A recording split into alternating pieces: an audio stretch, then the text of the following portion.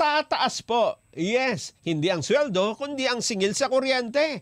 28 centavos per kilowatt hour ngayong Pebrero. Ito'y dahil daw sa electricity rates ngayong buwan, magiging 12 pesos ng mahigit per kilowatt hour mula sa dati na 11.74 lang. Yes, per kilowatt hour noong Enero.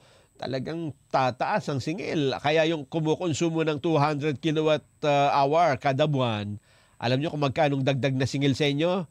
Wow, pare ko, 57 pesos. Ba, isang kilong bigas na yan, ha? Oo, may ulam na yan. Oh. 85 pesos naman ang dagdag sa 300 kilowatt hour ang konsumo.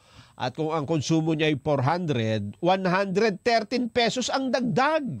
At kung 500 kilowatt hour ang nakokonsumo nyo per month, dagdag kayo ng 142 pesos. Malaking problema yan, pare ko, sa budget natin. Saan mo kukunin yan, di ba? Kung hanggang doon na lang ang ihihigpit ng sinturon, ha? Paliwanag ho ng Meralco, ang pagtaas ng power rate ngayong buwan ay dahil mataas daw ho ang generation charge. Tumaas ng 38 centavos per kilowatt hour. Ang mas mataas na singil mula sa independent power producers at power supply agreements ang nag-udyok naman ng pagtaas ng generation charges ngayong buwan.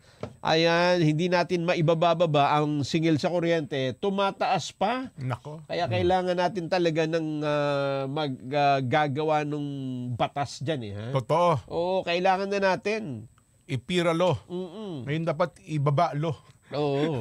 Sino ba ang may kapangyarihan?